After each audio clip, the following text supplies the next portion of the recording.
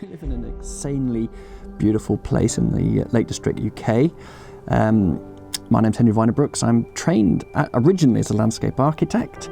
I've built and renovated houses, I manage some property, I'm a leader in my local community church. Been married to Ruth for 23 years, the best years of my life for sure. She's a wonderful woman. She trained as a teacher. We live in the Western Lake District. These barns where we live now, I converted those 15 years ago. Sold one, kept one. Yeah, it was quite a stressful time actually. It's financially stretching, and also I was diagnosed with cancer during the build, which also led to a career change afterwards. I started writing the first novel just before surgery. I was in my mid-30s then. I wanted to leave something behind for my children in case I didn't make it, but I did. Yeah, so Ruth and I have 6 wonderful children. We've homeschooled them from when they were little. We've got 2 at uni now and 1 at a local college. I think growing up in such a remote part of the Lake District's been pretty magical for them. I think generally we've got 14 acres of woodland, got our own river. We can walk to lakes, mountains just from the doorstep, so it's pretty cool. There's some things like you're not going to have when you live up in the mountains, but there's lots of other things, that you can make up for it. They don't go to swimming pools, but as you can see from all these clips, they love swimming in our river and the lakes and camping and all the kayaking, the kind of stuff that makes for magical childhood really. Yeah, Tom's our second child. He's now at uni since this film. Tom's self-contained, very assured, very steady, kind. He's kind of full of empathy, loves sports. He's really good at chess, very fair-minded, great humour. His idea, when he was 14 and 15, his idea of a good night out would be to take a bivvy bag onto one of the top mountain tops around here and sleep the night there. So it's been different for him growing up, but he now lives in the city and he misses the mountains. So I'm kind of glad that became part of his life, that appreciation for beauty and adventure. By temperament, I'd say he is a great lieutenant, just a good person to have around, really good fun. William is a wonderful kid. He's got a wicked sense of humour, of which I'm usually the butt of. He's brilliant, technically brilliant, just very diligent with his work. And since the trip he's got in 1 year early to this secondary school, the engineering college, and he's consistently outstanding, they say, top of his class. And so so I really needed Will on the trip because he's so good just to handle the tech. He's the drone pilot. He's and actually together we get on really well. So they're good-hearted, helpful kids. They've had to grow up to be helpful. Yeah, I'm very proud of them. Very proud. They're good kids. Yeah, I think the thing very, very much to emphasise here is that we're not professionals. We're doing this from scratch. We've got pretty much no experience of filmmaking, photography even. My daughter probably has got the most, and she's done a bit. And actually at the point of going, we assumed that she would be able to be the editor. Although as it transpired, she went to university and it was just, too much. We just had to learn everything from scratch. There's pretty much nothing you cannot learn by flicking on YouTube. And that might cause people some horror, it might be an encouragement. Yeah, so our confidence was essentially in the subject matter itself. This was a great story, it needed to be told, and it was a good time to tell it. And the boys were at that point in their education where they could actually go in the autumn. There's probably no better time to do it. The gear is so cheap now, you have access to such audiences like never before through social media. We spent about £1,000 on the gear, and we do another video while we're in France showing the kind of stuff that we bought and how we used it. We had a car, of course. We had our people carrier car, which we took the seats out of, as you can see here. And we make it into a camper van. My mum lent us her car for the family to use while we were away. So we built, the kitchen out, and we kitted this thing out. We took our boat and our bikes, and yeah. So the Irish trip, we did the Irish trip as a family holiday, but of course, preparing to go for 5 weeks to the continent with such an incredibly busy schedule, that was complex. That was a kind of a different magnitude.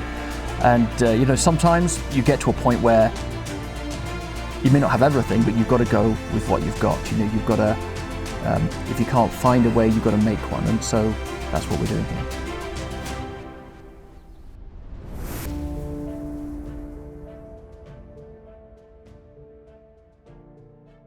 That's great to welcome. We've just got our t-shirts, so it's very exciting. What happened today, I sent out loads of requests saying, where's all my stuff? And then it suddenly arrived. The t-shirts obviously are important. But also we've got the, looks like the camera stabilizer. Oh, okay. Okay, so what's that one? Thomas? T-shirt, Abby. Put yours on one. Okay. Drone operator. This probably has got nothing to do with anything. Oh, I know. Right. Saving Europe eye patches. Wow. No, it's not that kind of eye patch. It looks like a bra, but it's not a bra. It's an eye patch. So they can sleep. Like that. 3 eye patches. I think I can fit you all in a frame. No, who wants to be the angels? What's that? Oh, I've got chops. Oh. Tom! We look like the Bee Gees. Tom! A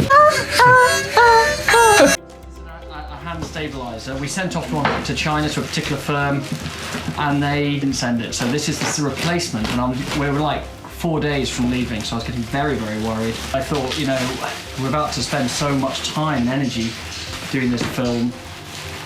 This is, it's almost an essential bit of kit. What's amazing about these is they've come down in price so much.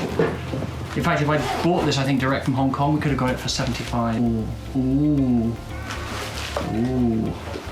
So it's pretty well reviewed. It wasn't the one that I went for originally. I went for a Zihun one. But then by the time the other firm didn't send it and we got our refund, it was just so late. I think the battery's charging. Anyway, so that's that. So we're actually a lot happier. This is Monday, so we're leaving on Saturday morning. So at least we can kind of get to grips with this bit of equipment before then. We can use this with our mirrorless camera because it's so light. I mean, it's on the edge. With the mic on, it's on the edge, but we can still use it. So that'll take the GoPro, it'll take our main camera. So brilliant, actually. And I realised that if I didn't record something about the progress and how we're getting on, then it's just not going to happen. So we're in my office, so small that even the spiders are hunchbacks. If you don't believe me, here we go. That's the kind of the laundry. I've got a few books from the research there, and there's the map. And this is kind of tracing Colin Barnes's journey. We're just working on the website here. Basically, Will's been doing that. We use Moxello. We paid about £70 for the savingeurope.com thing, web domain, and I chose this one. Go up to the top, because it'll give you all the different languages, and we thought if we're doing a European thing, we needed to be able to have the different languages, and we can add to that. But if you do that, it doesn't automatically translate. You've actually got to go in, and that's a job for Will this week, to go back and use Google Translate to basically, And what's the back of your t-shirt say, Will? Drone operator. Where does the drone live? The drone lives under the table. Oh, there it is. He's waiting to come out. So, and there's Peter. Maybe Peter. Peter started doing photography with my camera this week, and he wants to come next time when we do another film, right? We've got the book, there's the movie script. So this is how we're doing it. This is how we've managed to rationalize this enormous journey we're doing and put it into a coherent structure. So there's not just structural issues, there is, kind of factual and content issues too, new chapters needed, rewriting, corrections. So as we go, I'm going to have to work on that, in case I've made errors. So we're leaving really too soon. We could do with another year's research probably. I spoke to one of the guys we interviewed, and he said, well, this BBC documentary I did, the guy was working for 2 years. Well, we've been working maybe for 2 months since we had a finished manuscript. It's just not enough. And we need to go now because Brexit is now.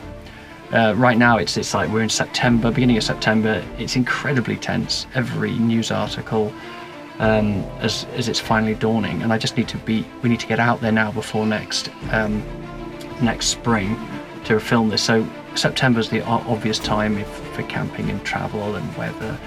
And so what I've done with this document, so this I was telling you that, wasn't I? So there's the book manuscript. I've laid out the locations in a Microsoft document. So this basically is a PowerPoint. What I've done, I've made some boxes. So for each location, I've got a box for Colin Barnes documentary, one for Schumann documentary. And of course, there's, I don't know, maybe 40, 50 locations. Sometimes there's nothing for Schumann, sometimes there's nothing for Colin Barnes.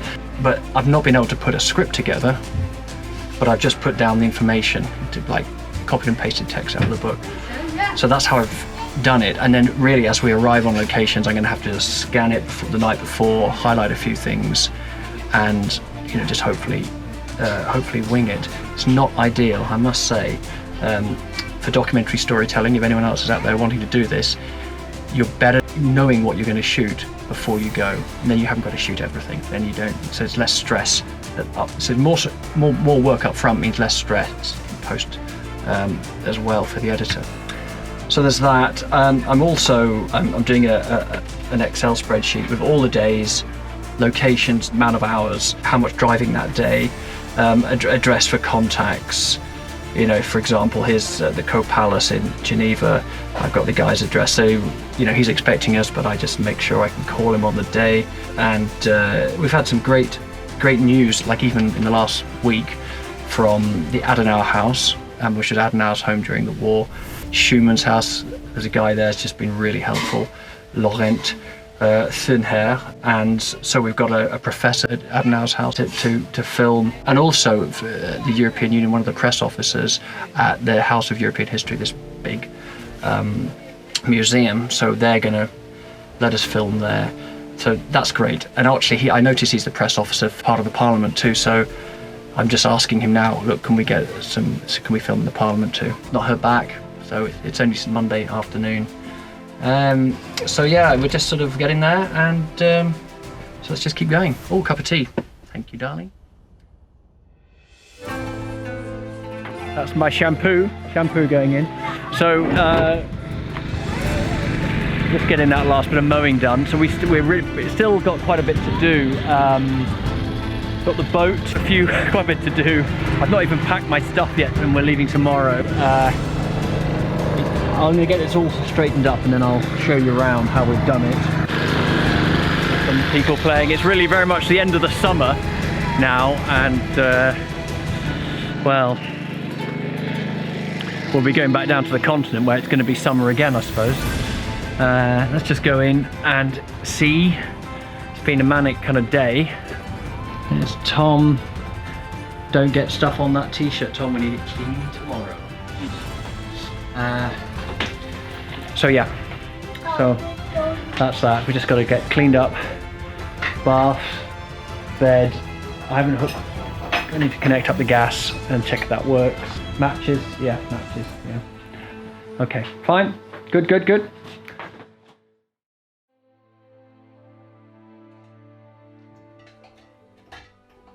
I usually put the children's toothpaste out for the little ones on their brushes, so I'll do that.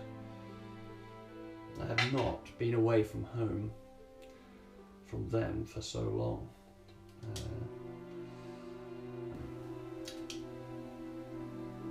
I think they're okay with us going. It's hard for Harriet to understand because she's only 2. The others are sort of excited and going to follow us day by day. It probably won't be easy. I think the boys will be all right, the older boys that are coming. Again, not been that long, that far away. I will miss home. Obviously, I'm going to miss my wife. So we've got the bikes, got that trailer, because I thought going into cities we'd be able to put the film gear and then just pedal in, or paddle in, indeed. We have to put a few things away, but it's basically like this. Let's have a look. We've got a couple of. I do have some better lights than these. I just need to fit them in. So we've got the oven, not the oven, the 4 hobs, sink. Basically all the camera gear's here, so that we can open that door and access it. So that's quite handy. Because we won't be able to get at the boot because of the bikes. So we've got the boys' clothes in there, bin, and just my clothes and food. All the food's at this end, and cooking stuff, you know, all that. That just goes down there.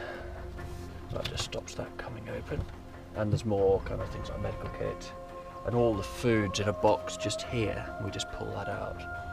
This is like a table as well, but we do have another camp table, and they all slide behind there. So, and in the front, that's where Will's going to sleep. Just need to organise the back here a bit. You know, here's the camp bed. So I sleep on this with a duvet. Behind here is Tom's bed on the stretcher. Got 3 pillows, and then Will has he'll have a block mattress which will take out the bumps so he can sleep across here. And at the end of the day, we've got a really big kettle, so we could quite easily, you know, kind of boil up water. We've got a couple of buckets and just, you know, wash ourselves.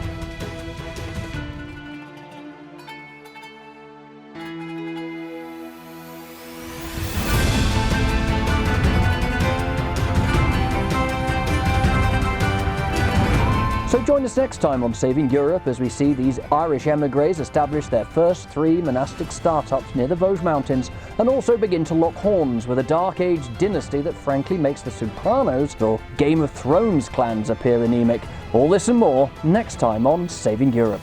Thanks for watching.